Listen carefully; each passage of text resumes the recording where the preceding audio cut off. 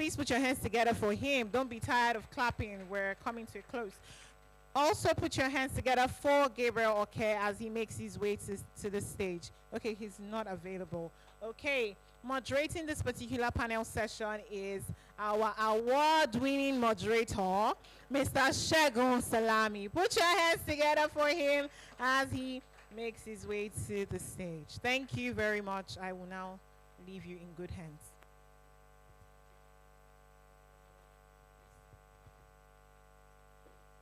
Thank you. I think I've learned a lot. Maybe by tomorrow I'll have my own AI product. Thank you so much. We're waiting for the mic, please.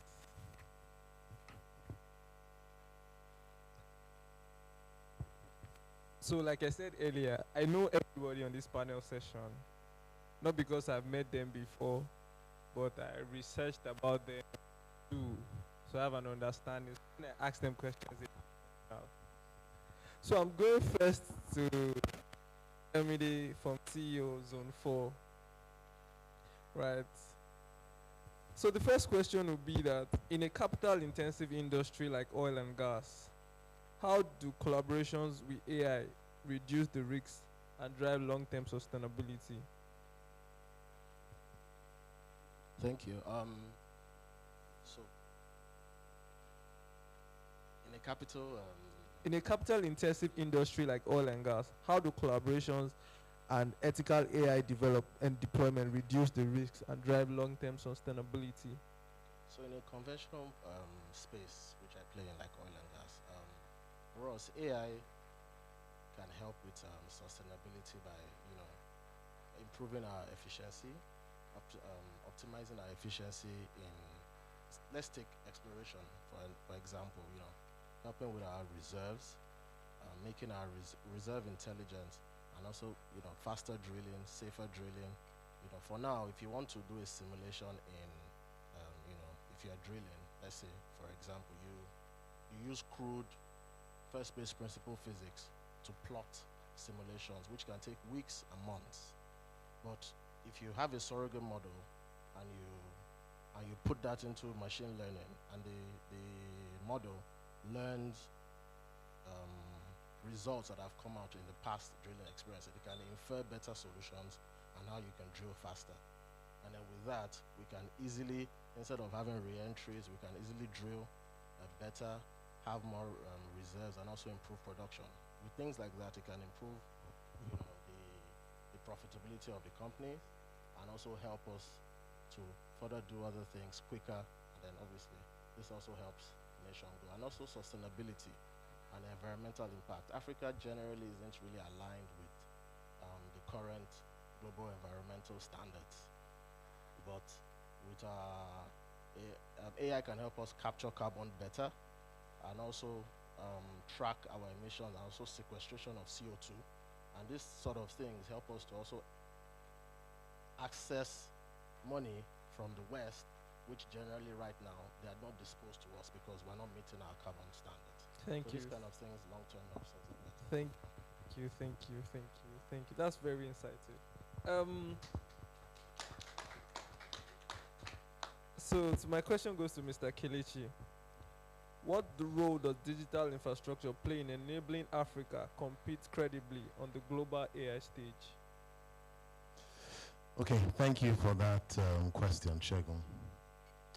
So when I hear compete, that's a word I'm sure a lot of us in this room can relate to, right? They say we Nigerians, just like they say we're resilient, they say we're very competitive. I mean, we can even relate this to very recently when we played our last match in AFCON. We're so competitive that we played that game for 120 minutes, right? And that competitive spirit kind of like left us, and then we now gave it to Senegal, and that saw them on. So, but bringing that to business, I would want to say, adopting it to business, we should be looking at how we can compete on value, right? And then bringing in the other word which you mentioned, which happens to be collaboration. So we compete on value and then collaborate on infrastructure. What I mean by that is applying it to any business. You would want to compete on, for instance, what are your use cases? If we were here when the very first keynote speaker spoke, he mentioned using drones for delivery, for instance, right? That's a value proposition, and that's a use case. So, and we can also relate it to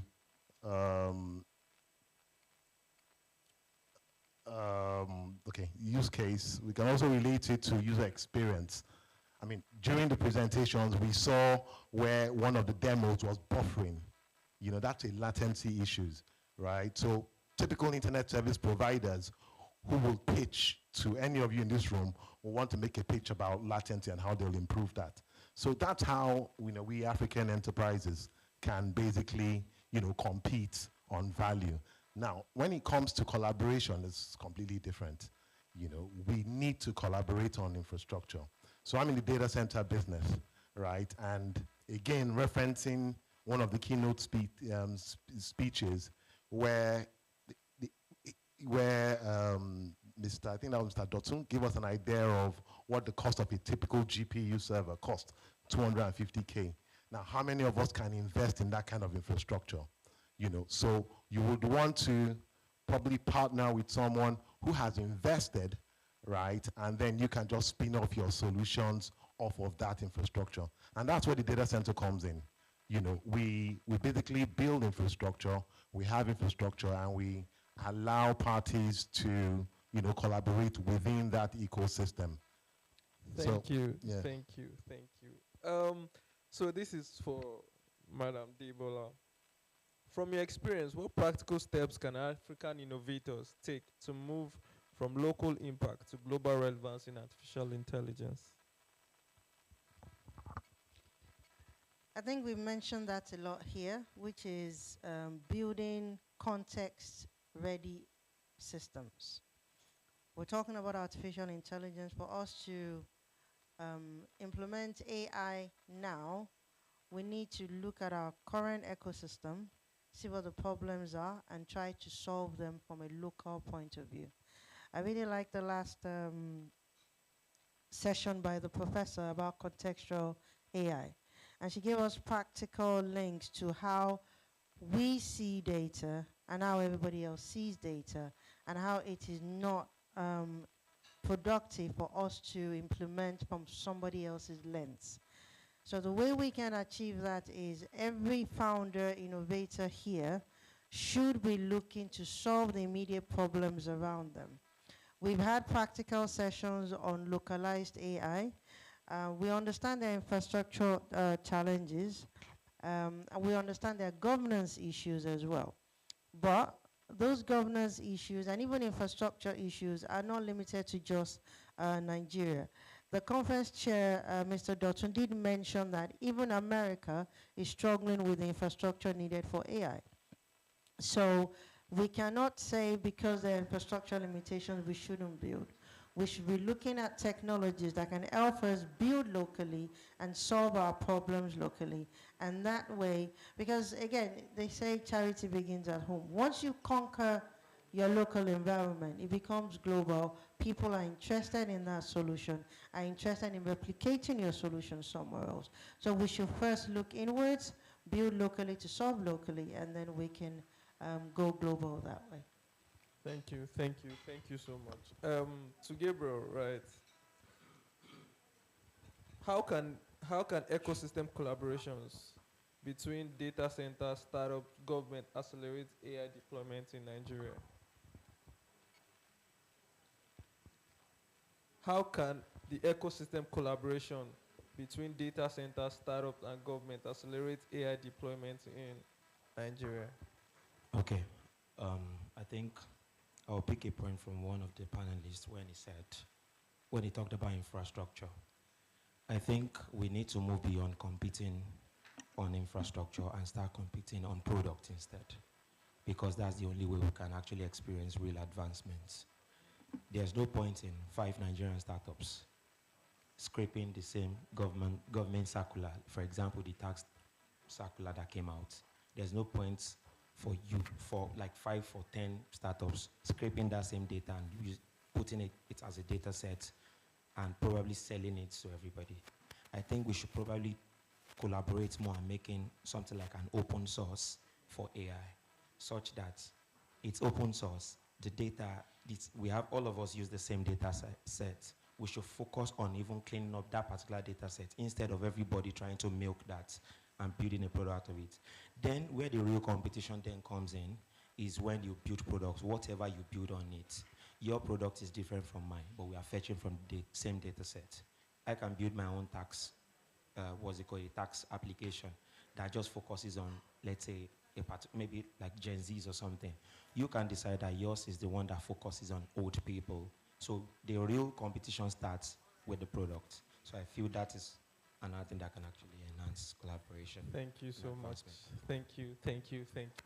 We've come to the end of the panel session. It's been an exciting time. But before I go, my final question goes to Ayo. What's your best AI tool?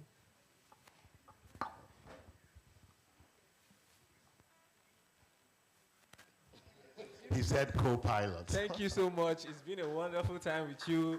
Thank you. A round of applause for all our panelists.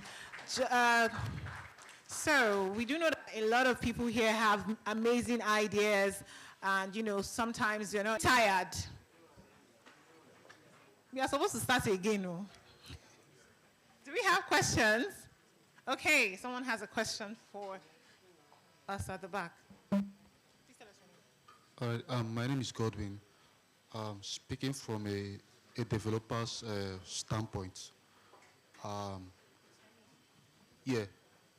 I just want to know, maybe I think this, I don't know his name, but somebody will help with that. How do we embed AI into an already existing application? Maybe you build an application, it has all the logical features and all that, but now you want to embed AI into it now that, we are in the AI era. So how do we achieve that? So who's your question? Okay, Debola is going to take the question. Yeah, it's easier that way. So the first thing you need to ask yourself is, why do you need AI in that product? Okay? The reason why we have AI in product is to automate it and let it run tasks faster than it would have normally. So does that application need AI? If that application needs AI, what does AI need to become AI? Data. You need to find the right data that you can train that AI in that solves that problem. If it doesn't need localized data, so let's say it's a customer service application, and you want to bring AI into your customer service application, you can use existing LLM models to do the question and answer for you. So let's say, I don't know, your sales system, and there's a lot of questions on a product, but you want the AI to automatically answer. You can integrate with any of the OpenAI APIs, like the LLMs out there, and then you create your system prompt. I said that in the beginning, that to be able to get the best out of your AI, you need to give it its own character. So you need to have a system prompt that instructs it on what it needs to do. So first you're going to start with your system prompt saying, using this customer service application as an example, you are a customer service expert, right? Address questions about so-so-so product. It already has the context on what it should answer on. Remember, most of these LLMs are general intelligence systems, okay? So you need your system prompts to kind of contextualize their responses in the right way. Integrating that LLM with that context into your system, any question that comes automatically into that has to do with sales or customer care, it will automatically answer that for you. You can also take further, where you can then use the data you've generated from past questions and answers to augment, which is what we talked about today called RAG, passing that information back to the LLM saying, these are the past questions and answers we've had on this system. Using this as a pattern, use that to provide contextual answers to future questions. All of this, you don't need to do much programmatically. You just need the right system prompts, right? You need the right tools for your LLM to pull data from, and then to generate the response for you. LLMs are quite powerful. The major issue is providing context to them. So you can either provide the context by just the system prompt, it guides them to know what that AI is at that point in time, or you can have the system prompt plus your localized data that you pass to it as a RAG that augments its own intelligence to make the answers in the context of customer service that you want it to be. So that's how you can bring AI into the system. So I've used customer service as an example. First question is, does the application need AI? If it is yes, then look for ways around it. So you can start with a pure LLM, and then you can improve on that with RAG. Yeah? Great. Thank you so much, ma'am. That was a beautiful way to answer the question. So the video is ready, so you can speak to us about the mentorship right now.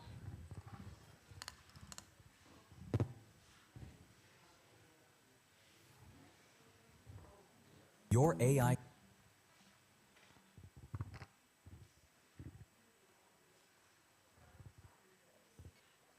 I think the sound is not on. Okay, so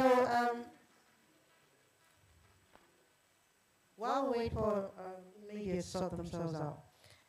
Your AI startup got rejected again. Maybe you're pitching to the wrong continent. Meet AI Foundry Africa, the accelerator built specifically for African AI founders like you.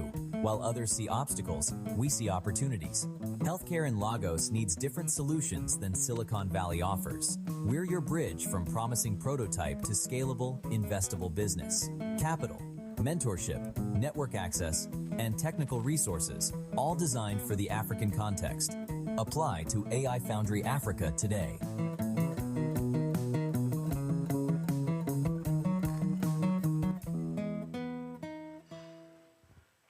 Your AI. Thank you for that. I'm sure most of you saw it fully on the other screen, so that's fine. Right, so AI in action now. What do we take away from today? Okay? From today, I'm expecting that we all have enough knowledge to start looking into implementing AI, right? Or looking for how we can solve problems with artificial intelligence. What AI Foundry Africa is it provides mentorship to those who are interested in being innovators or founders, where we can mentor. As you can see, there's a lot of panelists here that are founders already. So you have a pool of existing founders who have walked the path that you're trying to walk, or they're walking on the same journey with you, where you can share ideas and mentor you through your product development. Also, what you get from that is, if you ever get to the point where your product is at a level where it needs to scale, there are opportunities for you to be placed in front of investors that are willing to invest in your product as well. I started my keynote by saying that the country that wins is the country that knows how to implement AI, not just talk about AI. And the good thing is a lot of the business leaders out there understand that we are in a new wave of economic and financial empowerment. So they are all also looking to invest in products that have artificial intelligence in. So artificial intelligence in tech is the next wave of financial empowerment. There are funders in Africa looking to fund African products. So if you are part of the ecosystem of AI Foundry Africa, you have access to mentorship, and once your product gets to the point of scale, you also have access to possible funders as well. So AI in action now means you live here now and put AI in action in your lives. Okay? Thank you.